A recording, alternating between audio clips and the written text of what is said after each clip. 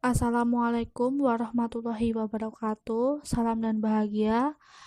Kami di sini ingin mempresentasikan hasil diskusi kami yang berjudul Akuntansi Profesional untuk Kepentingan Publik. Kami yang beranggotakan 1. Khairunisa Nur Hasanah, NIM 2018 017 002. Yang kedua, saya sendiri Suci Rohimawati, NIM 2018 017 021. Yang ketiga, Fatah Fadlah Rashid, NIM 2018 017 027. Dan yang keempat, Yuliati Kartika Ningsih, NIM 2018 017 185. Yang pertama, akuntabilitas ekspektasi pemangku kepentingan dan kerangka tata kelola. Dengan permasalahan yang ada, maka publik sedang mencari kembali kredibilitas yang didasarkan atas nilai-nilai seperti kepercayaan, integritas, transparansi laporan, serta kembali pada peruntukan utama pelayanan untuk kepentingan umum. Reformasi SOX dan IFAC mengharuskan dunia bisnis untuk lebih bertanggung jawab secara terbuka kepada masyarakat dan investor. Dan bagi akuntan profesional diharapkan untuk mengingat dalam melindungi kepentingan investor dan pemangku kepentingan lainnya. Oleh karena itu, baik kalangan pebisnis dan akuntan profesional menyadari bahwa keberhasilan yang diraih di masa depan tergantung pada kesesuaian dengan regulasi baru dan ekspektasi pemangku kepentingan terkait dengan nilai-nilai etis dan moral. Sehingga hal terpenting saat ini adalah bagaimana mekanisme tata kelola dan profesi akuntan dapat memastikan ekspektasi tersebut terpenuhi. Yang berikutnya, mendedikasikan kembali peran akuntan profesional untuk kepentingan umum. Hal ini sangat penting, kecuali kalau akuntan profesional mengerti dan paham atas peran mereka. Mereka tidak dapat konsisten menjawab pertanyaan penting dengan cara yang etis dan bertanggung jawab, yang akhirnya akan muncul keraguan dalam saran mereka serta keputusan yang akan menuai kritik dan bahkan akan lebih buruk dari itu. Di sini secara umum terdapat tugas yang harus dipertahankan dari suatu profesi. Ada 5. Yang pertama, kompetensi di bidang keahlian. Yang kedua, objektivitas dalam penawaran pelayanan. Yang ketiga, bersifat integritas dalam urusan dengan klien. Yang keempat, kerahasiaan yang berkaitan dengan klien. Yang kelima, disiplin atas anggota yang tidak melaksanakan tugasnya sesuai dengan standar yang diharapkan. Harapan masyarakat dari seorang akuntan profesional yaitu diharapkan seorang akuntan memiliki keahlian teknis khusus terkait dengan akuntansi dan pemahaman yang lebih tinggi di bidangnya daripada orang awam di bidang terkait, seperti kontrol manajemen atau perpajakan. Yang berikutnya, dominasi nilai etis di atas teknik-teknik akuntansi atau audit. Beberapa kesalahan dalam penilaian berasal dari kesalahan penafsiran masalah akibat terlalu kompleksnya suatu permasalahan. Selebihnya adalah akibat dari kurangnya perhatian pada hal-hal yang sifatnya etis, sehingga keputusan seorang akuntan harus dipastikan tidak cacat akibat gagalnya penyesuaian dengan nilai-nilai etis, tetapi harus dipertimbangkan secara setara antara nilai-nilai etika dengan kompetensi teknis. Terdapat implikasi-implikasi yang ditawarkan. Akuntan profesional telah mengembangkan jasa-jasa fidusia yang umum di bidang akuntansi seperti: yang pertama, akuntansi dan prinsip-prinsip, praktik dan sistem pelaporan. Yang kedua, audit catatan akuntansi, sistem dan laporan keuangan. Yang ketiga, proyeksi keuangan seperti persiapan, analisis, dan audit. Yang keempat, perpajakan, persiapan dokumen informasi wajib pajak. Yang kelima, kepailitan, tugas-tugas wali dan saran. Yang keenam, perencanaan keuangan. Yang ketujuh, pengambilan keputusan fasilitas melalui analisis dan pendekatan. Yang kedelapan, pengendalian manajemen seperti saran dan desain sistem. Yang kesembilan, urusan korporasi dan komersial seperti saran dan umum. Nilai tambah kritis oleh seorang akuntan profesional seperti kredibilitas adalah nilai tambah kritis yang dihasilkan oleh akuntan profesional dalam pelayanan verifikasi terbaru dan juga yang standar. Standar perilaku yang diekspektasikan. Akuntan profesional akan melakukan layanan fidusia dengan kompetensi, integritas, dan objektivitas, sehingga organisasi akuntan profesional berusaha untuk menyelidiki dan mendisiplinkan anggotanya yang tindakannya tidak sesuai dengan nilai-nilai etis. Kemudian penilaian dan nilai-nilai. Pentingnya pertambahan nilai. Penerapan yang tepat nilai-nilai etika komprehensif, integritas, kejujuran, dan objektivitas secara substansial bergantung, namun tidak terutama pada nilai-nilai etika pribadi para akuntan profesional yang terlibat. Jika profesi itu sendiri memiliki standar yang tinggi, individu profesional dapat memilih untuk mengabaikannya. Kemudian pembentukan penilaian, pertimbangan, dan nilai-nilai. Bagaimana akuntan profesional mengembangkan penilaian mereka yang harus diterapkan pada dalam etis. Di masa lalu, metode trial and error telah menjadi suatu metode yang mapan. Sebagian besar dialami ketika menuju proses kemapanan dalam pekerjaan atau dengan belajar dari orang lain yang memiliki masalah atau yang menyampaikan pengalaman mereka sendiri. Kemudian motif-motif yang mempengaruhi orang-orang pada 6 tahap penalaran moral Kohlberg. Yang pertama, orang tahapan ada prakonvensional, konvensional, postkonvensional, autonomous, atau berprinsip. Kemudian motif melakukan hal benar. Ada kepentingan diri sendiri, kesesuaian, kepentingan orang lain. Kemudian sumber pedoman etika. Ada beberapa sumber panduan tersedia untuk akuntan profesional.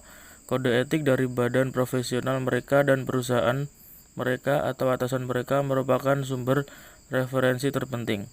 Ekspektasi perilaku dari akuntan profesional telah dan akan diwujudkan dalam penentu standar yang ada IFAC, PCACB, FASB, IASB, CICA, ICAEW, dan sebagainya. Kemudian prinsip akuntansi yang berlaku umum. Standar audit yang berlaku umum, praktik-praktik standar yang dipahami secara umum, studi penelitian dan artikel, pedoman-pedoman regulator, dan keputusan pengadilan. Kemudian ada kode etik profesional.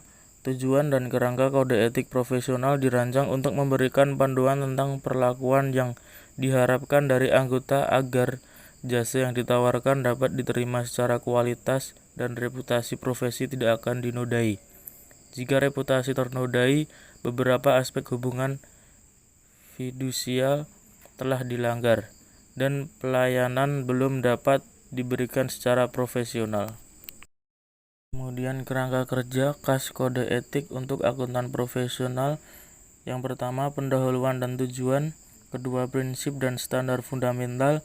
Ketiga, peraturan umum. Keempat, peraturan khusus. Kelima, disiplin. Dan yang terakhir, interpretasi peraturan. Kemudian prinsip-prinsip fundamental dalam kode etik akuntan profesional. Para akuntan diharuskan untuk 1. Bertindak untuk kepentingan umum. Kedua, setiap saat menjaga reputasi baik profesi dan kemampuannya untuk melayani kepentingan umum. Ketiga, bekerja, integritas, objektif, dan independen, kompetensi profesional, dan rahasia. Yang terakhir, tidak dikaitkan dengan info yang menyesatkan atau keliru. Kemudian prinsip-prinsip dan standar-standar fundamental. IFAC dalam Kode Etik Akuntan Profesional versi 2001 menyatakan mengapa akuntan profesional harus melayani kepentingan publik dikatakan di dalamnya. IFAC menyatakan secara tersirat bahwa ada kelompok-kelompok profesional lainnya yang akan diberikan kepercayaan untuk melayani masyarakat jika terdapat kelompok akuntan profesional terbukti tidak dapat diandalkan dalam melaksanakan mandat ini.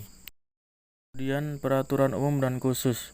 Akuntan profesional diharapkan untuk menerapkan prinsip-prinsip fundamental yang telah diuraikan sebelumnya dalam rangka melindungi kepentingan publik maupun kepentingan profesi dan anggota sendiri.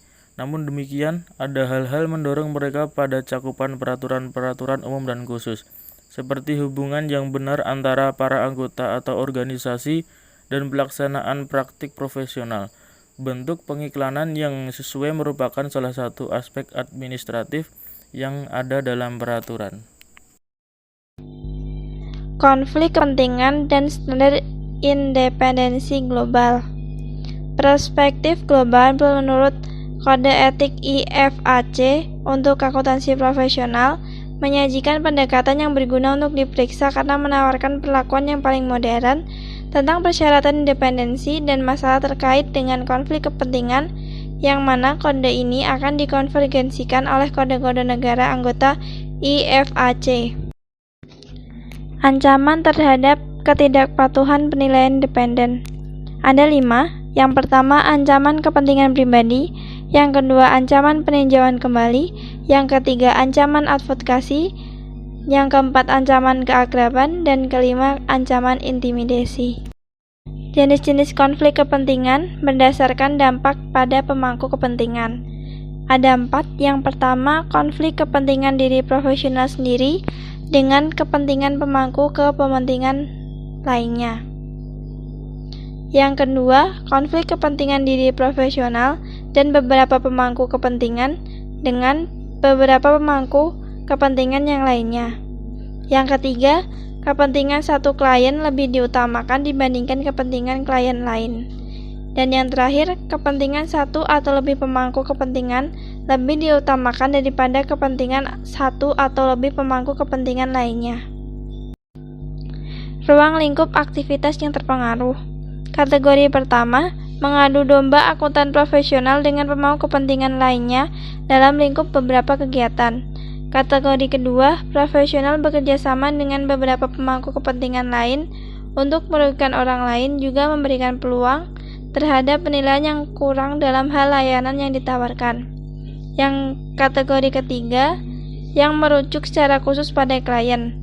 Kategori keempat, yang melibatkan kelompok pemangku kepentingan, tetapi di mana kepentingan diri sendiri tidak muncul bermain, kecuali kadang-kadang pada sisi yang kurang diuntungkan. Difokuskan terutama pada penggunaan informasi dan khususnya pada isu-isu kerahasiaan. Konflik kepentingan mempengaruhi layanan yang ditawarkan. Kepentingan pribadi merupakan motivator yang sangat kuat yang dapat merugikan klien, publik, dan pemangku kepentingan lainnya melalui penurunan mutu layanan yang ditawarkan oleh akuntan profesional. Konflik kepentingan yang melibatkan penyalahgunaan pengaruh, contohnya, seorang akuntan profesional yang dipekerjakan oleh suatu perusahaan dapat dengan mudah mengatur sedemikian rupa agar temannya dapat diterima bekerja di perusahaan tersebut. Selanjutnya, konflik kepentingan yang melibatkan penggunaan atau penyalahgunaan informasi atau kerahasiaan. Contohnya, penggunaan informasi oleh akuntan profesional sementara yang lain belum memiliki hak untuk menggunakan informasi tersebut adalah tidak adil dan tidak dianggap etis. Hukum dan sistem undang-undang atau jurisprudensi. Pertama, hukum tampaknya menawarkan kebijaksanaan abadi, padahal pada kenyataannya terus berulah karena hukum tersebut mencoba untuk mengejar posisi yang dipercaya atau dianggap masuk akal oleh masyarakat. Kedua, apa yang sesuai hukum tidak selalu etis. Yang ketiga, menempatkan terlalu bantungan pada interpretasi hukum dan perbaikan adalah bahwa mereka tampaknya tidak relevan dengan peluncuran tuntunan hukum. Kemudian, ketika kode-kode dan peraturan tidak membantu, Akuntan profesional mendapati diri mereka menghadapi situasi yang tidak tercakup secara eksplisit dalam kode etik atau tidak cukup dekat dengan jurisprudensi atau sistem hukum, sehingga bisa diperoleh manfaat dari sumber-sumber atau pedoman itu. Badan akuntansi profesional akan menyediakan bagi anggotanya layanan konsultasi melalui apa yang disebut dengan direktur etik.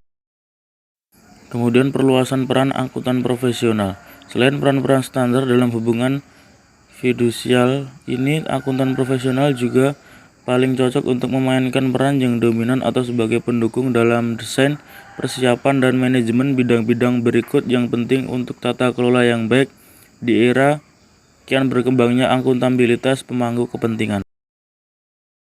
Kemudian lanjutan penilaian kepentingan pemangku kepentingan, indikator kinerja yang terfokus pada pemangku kepentingan dan sistem insentif, laporan yang terfokus pada pemangku kepentingan untuk manajemen, dewan, dan publik, budaya korporasi yang etis, kode etik perusahaan yang etis, kode etik perusahaan, mekanisme kesesuaian dengan etika dan pelaporan ke dewan, kerangka pedoman pengambilan keputusan yang etis, sistem pengendalian resiko-resiko etika.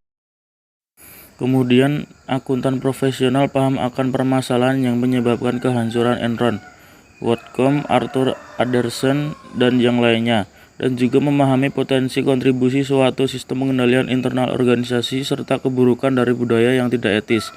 Sementara, fokus akuntan profesional adalah pada pelaporan keuangan.